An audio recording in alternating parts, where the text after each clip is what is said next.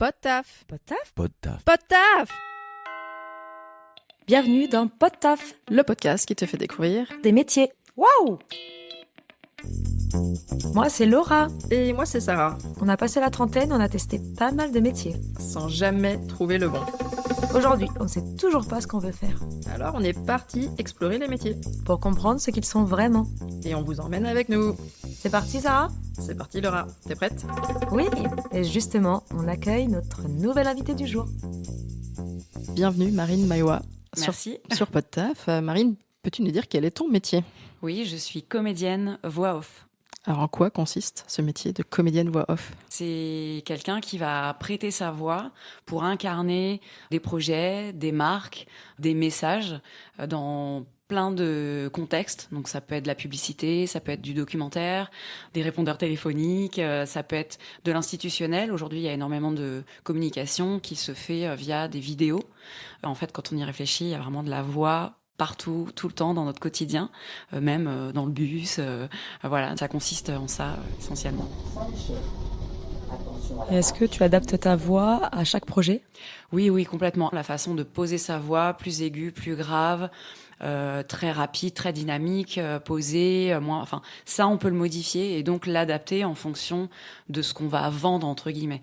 On va pas utiliser, je peux dire, la même voix si on va vendre un produit de luxe que si on vend, je sais pas, un yaourt. On va pas poser sa voix de la même manière, mais mon timbre, ça va être ma signature en fait, et c'est pour ça qu'on va me choisir moi plutôt qu'une autre comédienne. Et on imagine que t'as pas une journée type. Non, c'est vrai. Peux-tu nous parler peut-être de projets récents? Sur quoi tu travailles en ce moment? En ce moment, je travaille sur pas mal de projets différents. Lundi, il peut y avoir une publicité. Donc là, je vais aller en studio avec les clients, avec la production pour enregistrer la publicité. Le mardi, je vais faire un documentaire. Donc là, ça peut être dans les mêmes studios, mais ce sera pas du tout les mêmes équipes. Et la séance sera beaucoup plus longue parce que forcément, un documentaire, ça dure 50 minutes, 70, 90 minutes. Donc il y a énormément de commentaires. Ça va durer 2-3 heures où on va parler tout le temps, alors qu'une publicité, il y a peut-être une phrase à dire, même parfois juste le nom de la marque à la fin, on appelle ça le pack shot. Ça peut durer 2 heures, mais en fait, on va le dire 3-4 fois, et ensuite on va parler avec les clients, dire alors là, je pense que là, on va l'essayer plutôt comme si. C'est beaucoup de réflexion autour de ce que moi j'ai livré derrière le micro, mais pas tellement de temps effectif derrière le micro. Ça peut être de la fiction, ça peut être aussi sur les réseaux sociaux.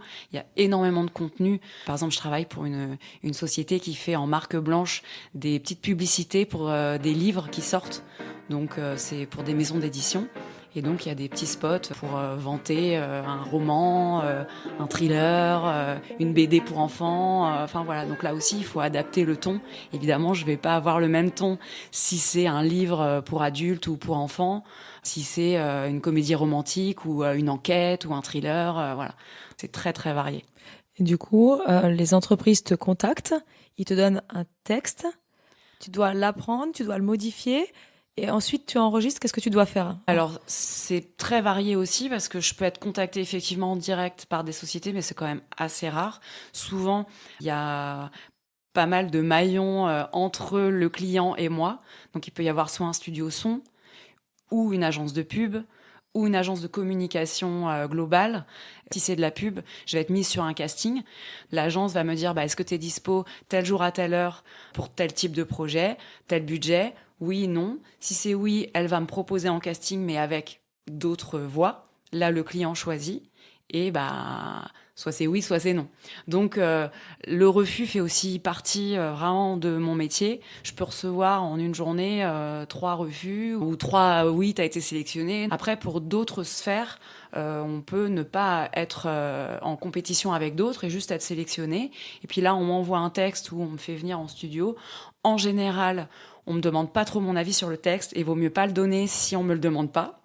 Parce que souvent, les boîtes, ça fait quand même des mois qu'ils travaillent sur ces projets. Donc, nous, on arrive au dernier moment. Ah, au fait, votre texte, il est un peu pourri. Non, Ce serait pas il vaut bienvenu. mieux pas. Non, voilà, c'est pas du tout bienvenu. En revanche, parfois, à l'écrit, on se rend pas forcément compte de la fluidité d'un texte.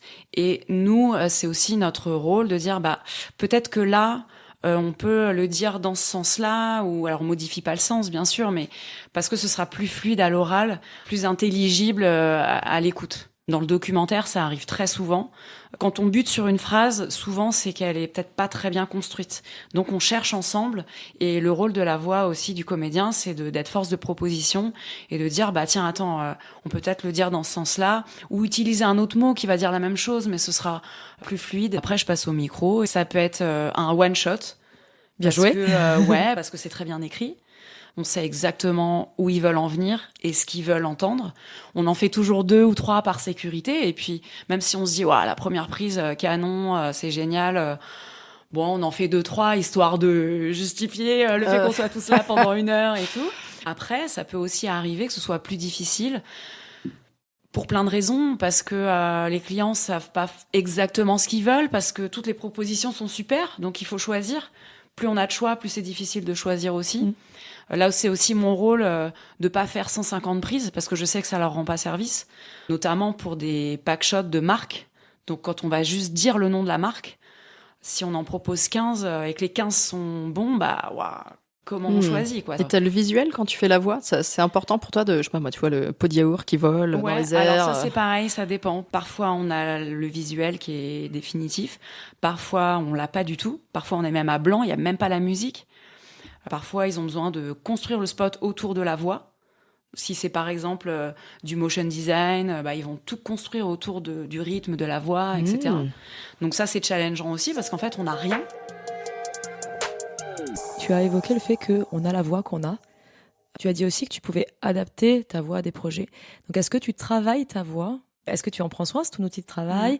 Et qu'est-ce que tu fais pour l'adapter ? Est-ce que tu t'entraînes à faire des intonations ? Parce que ta voix, finalement, tu arrives quand même un peu à la modifier. Comme j'ai un autre métier qui est donc chanteuse aussi, je me chauffe la voix avant les prestations, mais live.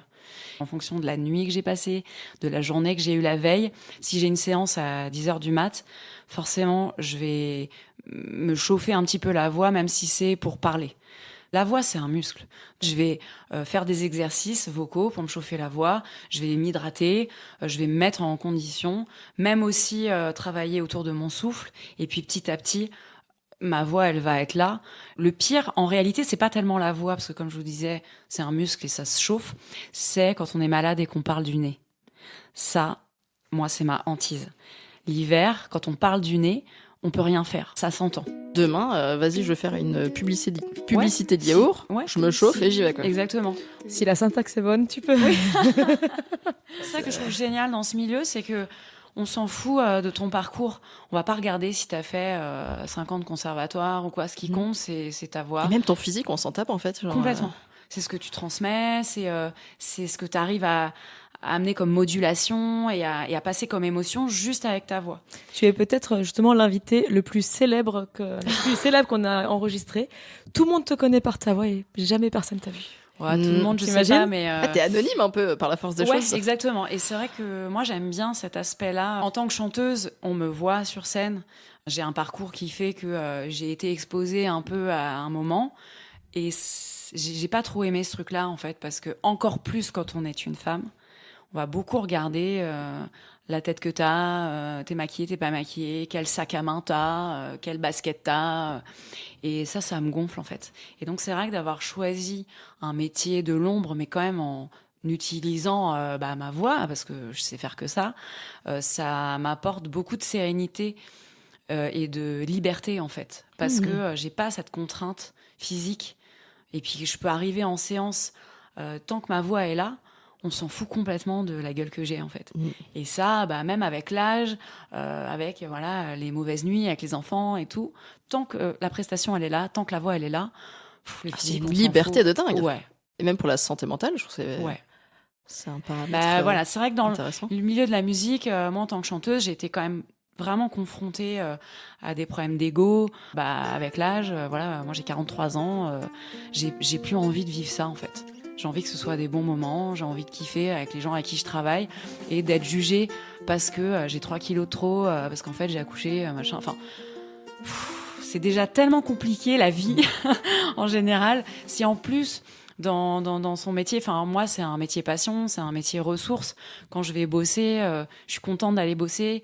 Je passe des bons moments avec les gens et j'ai pas envie qu'on me juge sur mon apparence et tout ça, quoi. C'est futile et on s'en tape. Donc, Ouais, exactement. Mais en fait, tu étais chanteuse avant de devenir voix off? Ouais, moi, je viens vraiment de la musique et j'ai commencé à l'âge de ma fille, en 6e, à être sur scène, à faire du spectacle musical, à jouer aussi, bien sûr, à faire du théâtre, à chanter, à jouer sur scène. Et la musique ne m'a jamais quittée. Je suis dans une famille aussi de musiciens, donc j'étais très vite sur scène. Et puis ça marchait. Et on a commencé à me rémunérer un petit peu pour faire ça. Donc, ouah, trop génial, quoi. Et puis, en fait, ça s'est construit comme ça. Et j'étais chanteuse à 15, 16, 17 ans. Je gagnais un peu déjà ma vie avec ça. Et du coup, Donc, tu termines le lycée, t'as 18 ans, tu poursuis pas genre des études secondaires. Non. La réaction de tes parents, de la famille, c'était comment? Ça faisait un petit moment que je chantais déjà. Mon premier spectacle musical, j'étais en 5e, donc j'avais 12 ans, 13 ans. À 15 ans, 16 ans, je faisais déjà des dates dans des groupes, le week-end et tout ça. Donc c'est vrai qu'au moment du bac, déjà j'ai eu mon bac juste parce que pour l'anecdote, je faisais partie d'un groupe qui a été sélectionné pour faire la première partie d'un très gros groupe à Bercy. Et je révisais mon bac d'histoire géo dans les loges de Bercy. C'était le concert de qui, du De coup? Texas. Ah, arrête, c'est Ouais. hyper bien. Ouais. Excuse-moi, c'est un peu célèbre quand même. Ça, et pour l'histoire, c'était mon premier cachet d'intermittente de toute ma vie. L'année de ton bac. Moi, Ouais. je t'en souviens. Hein. Comment Ouais. s'appelle la chanteuse de Texas? Charline Spiteri. Trop stylé. Ouais. Et donc, c'était la fin de leur tournée. Donc, on a fait la date à Paris, Bercy avec eux. 16 000 personnes quand même. On a fait une deuxième date à Bordeaux avec eux. Incroyable. Pendant que tu révisais ton histoire géo, les Exactement. fleuves et les rivières. de Exactement. France. Donc, j'ai pas eu une super note au bac, mais l'important, c'est de s'en l'avoir. fout, on Voilà. s'en fiche.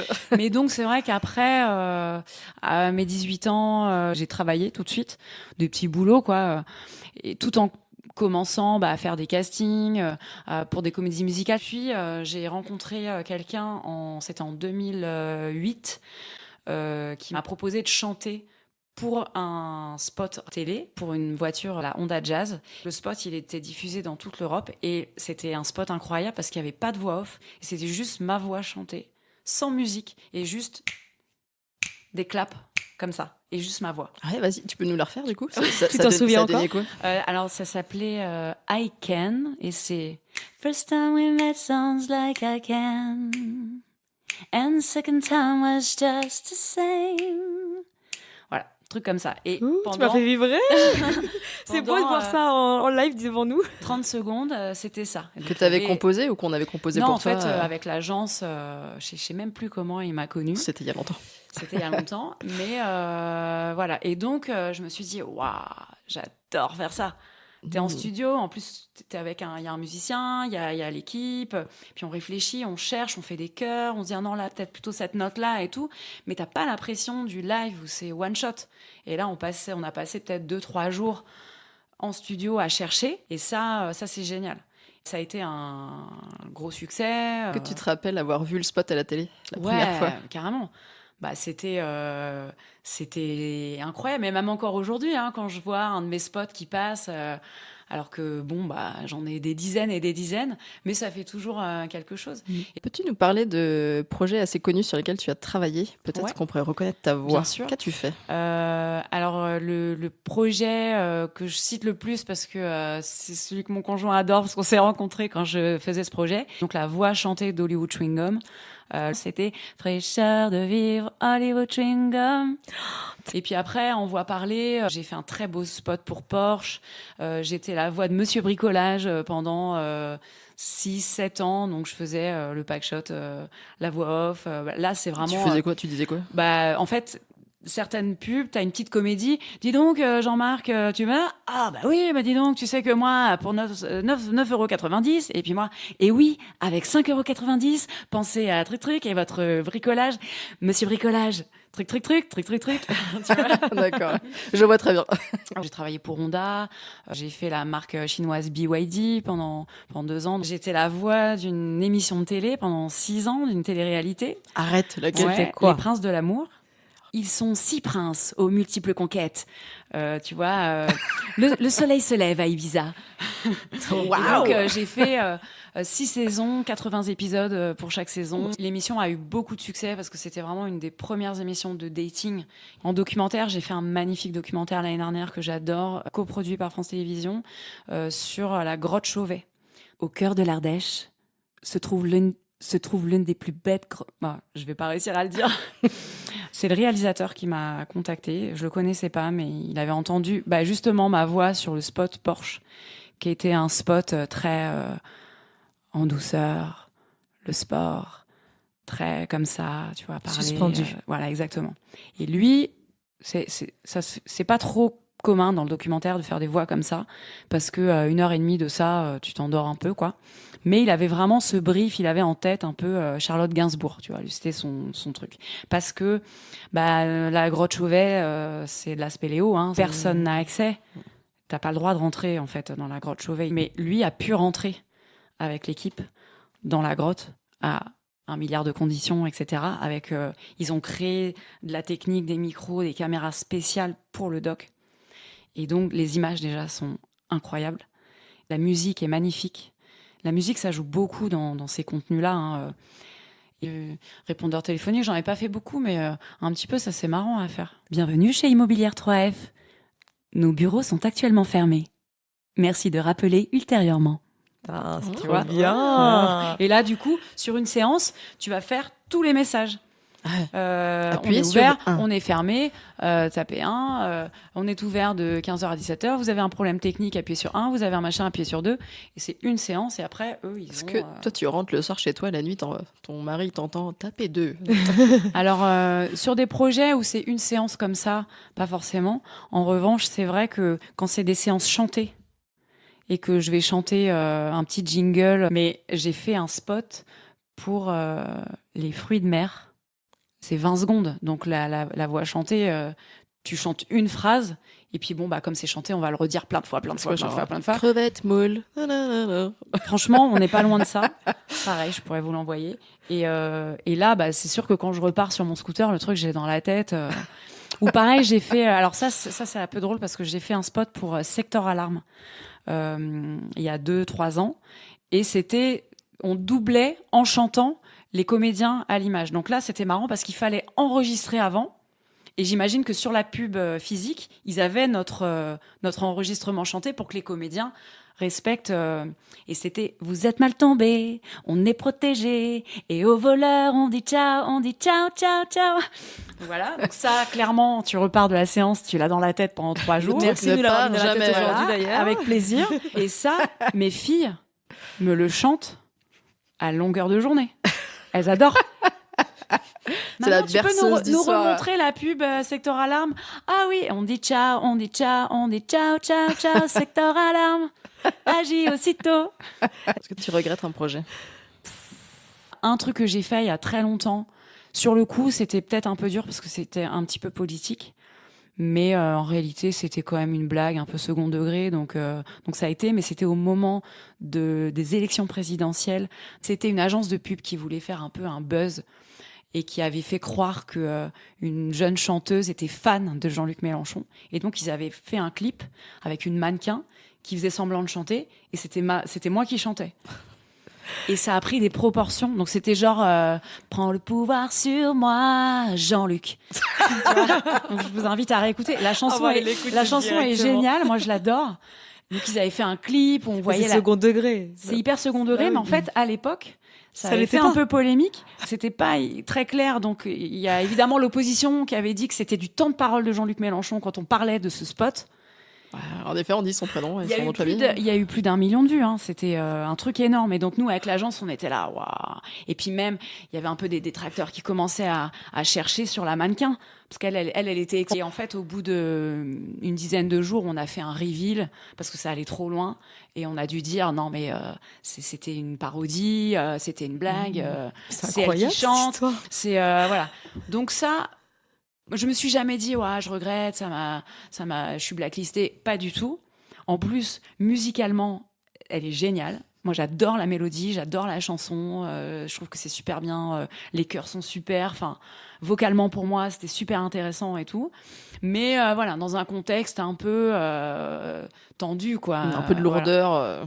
Voilà. Mais voilà, on a fait le reveal et puis c'est vite passé. Ça a vite été oublié, mais voilà. Mais c'est marrant parce que tu vois, ça t'emmène à faire des projets très variés, très différents. Et voilà, en général, moi, je suis plutôt toujours partante pour bosser, quoi. Est-ce que tu utilises ton talent pour te sortir de situations dans la vie personnelle? Non. Je suis pas la voix connue d'un comédien.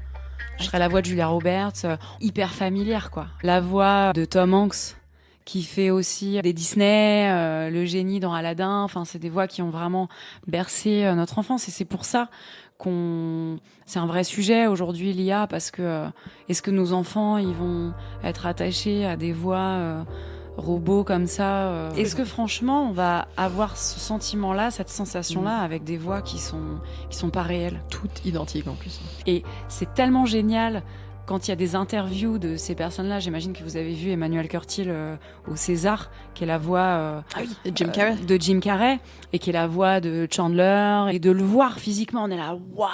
Le mec, tu le kiffes de toute façon. Mais ouais, parce que tout d'un coup, il y a quelqu'un derrière cette voix. Ouais, et puis il fait tellement partie de notre construction, de notre enfance, de notre adolescence, de notre culture. Et de notre culture, et c'est lui. C'est hyper précieux, ça. Fais-tu ce métier pour la gloire ou pour la fortune? Oh là là, ni l'un ni l'autre, hein, dis donc. La gloire, j'ai pas ce besoin de reconnaissance absolue. Et tu sais, quand j'étais plus jeune, alors ça, encore un truc que je vous ai pas dit, j'ai participé à une émission de télécrochet de chant, quoi, où t'es vraiment mis en avant, un concours, tout ça. C'était quoi l'émission? Nouvelle Star. J'ai fait quelques primes et tout, j'ai été éliminée et tout. Et donc c'est vrai que dans cette expérience-là, qui était quand même incroyable, c'était très regardé à l'époque. Enfin, il n'y avait pas The Voice, il n'y avait pas tout ça. Hein. C'était vraiment très suivi. Ça revient un peu à ce que je disais tout à l'heure, le côté être physiquement jugé pour des choses que tu peux pas modifier en fait. Tu vois, moi j'ai la gueule que j'ai le corps que j'ai. Du coup, on t'a dit des remarques désobligeantes? On m'avait mis un peu dans la case. Moi, j'avais 23 ans, hein, la petite jolie qui chantonne et tout ça. S'il y a bien un seul truc qui me sert de la Nouvelle Star, c'est que de me dire j'ai été capable de survivre à la pression du théâtre. Donc c'est vrai que la voix off, le métier de l'ombre, moi ça me convient très bien. Et où est-ce qu'on peut retrouver justement ton site internet? Pour la voix off, c'est marinemaewa.com. Donc là, si vous avez la curiosité, il y a Hollywood Chewing Gum, il y a la chanson Jean-Luc Mélenchon. Enfin, il y a tous les projets sur lesquels j'ai travaillé, que ce soit des projets très institutionnels, peut-être moins fun, mais aussi toutes les pubs qu'on voit, qu'on écoute, qu'on entend. Est-ce que tu es fière de tout le parcours parcouru? Ouais, franchement, je connaissais vraiment personne dans ce milieu-là et j'ai réussi à me faire une petite place. Je suis fière d'avoir persévéré dans les moments un peu difficiles au début, quand personne me répondait, quand j'avais pas de projet. Ma première séance où on m'appelle, je me souviendrai toute ma vie, c'était pour la marque Diesel. Et je me dis, waouh, un truc de fou, Diesel pour le parfum L'Overdose et tout. J'ai passé 1h30 en séance derrière le micro, c'était la première fois vraiment où j'étais engagée j'avais envoyé mes démos, mais c'était des fausses pubs, enfin c'était une démo, quoi. Et pendant 1h30, je me disais, ouais, à tout moment, il va appuyer sur le talkback et il va me dire, mais t'es pas comédienne, non? C'est la première fois que tu fais ça, non? Et vraiment, j'étais dans cette angoisse et tout. Je suis fière, mais c'est important d'être fière de son parcours, je trouve, parce que qui va l'être pour nous sinon? C'est une belle conclusion. Ouais, c'est beau. Mais ce que je retiens ici, c'est parfois on a peur de faire des choses, mais en fait, tant que tu le fais pas, t'y arriveras pas, quoi. Ouais, ça c'est sûr. Je le vois beaucoup là avec mes filles qui ont parfois un peu peur de se lancer dans des choses qu'elles ne savent pas faire. Mais je leur dis, mais c'est pas que tu ne sais pas faire, c'est pas que t'es nulle, t'es débutante. Quand on commence, on est un peu hésitant, on sait pas, mais si tu le fais pas, tu sauras pas. Tu sauras pas si ça te plaît, tu sauras pas si ça te plaît pas. Et tu n'auras pas le temps de l'apprendre, surtout. Ouais, exactement. On a une dernière question qu'on aime beaucoup poser. Quel métier aimerais-tu découvrir d'un pod taf dans un prochain épisode. Moi, j'ai 3 enfants et je côtoie les maîtresses tous les jours et je suis en admiration devant ces métiers où on travaille avec des enfants. Je serais intéressée d'avoir le témoignage de comment on y va le matin alors qu'on est crevé, enfin voilà, qu'est-ce qui se passe à l'intérieur de la maîtresse. Ça m'intéresserait vachement, ouais. Métier exceptionnel, défi accepté. Défi totalement accepté. Merci infiniment. Merci à vous, c'était très chouette. Merci d'avoir prêté ta voix dans Podtaf. Et maintenant, on écoutera différemment tout ce qu'on entend passer à la télé ou sur les téléphones, tout ça. C'est super. C'était trop chouette. Merci. Merci beaucoup. Et pour vous qui nous écoutez, on adore les défis à Podtaf. Si vous avez un métier que vous aimeriez nous faire découvrir ou que vous voulez qu'on vous fasse découvrir, écrivez-nous sur notre boîte mail podtaf.lepodcast@gmail.com ou via nos comptes Instagram, Facebook ou LinkedIn. À très bientôt pour un nouvel épisode de Podtaf, le podcast qui te fait découvrir les métiers. Quel est ton métier ? En fait, j'ai aucune idée de comment ils font ce métier. Ça tourne ! Podtaf, Podtaf, Podtaf. Tu parles si bien, sans filtre. On dit tout. C'est nous. Coupé!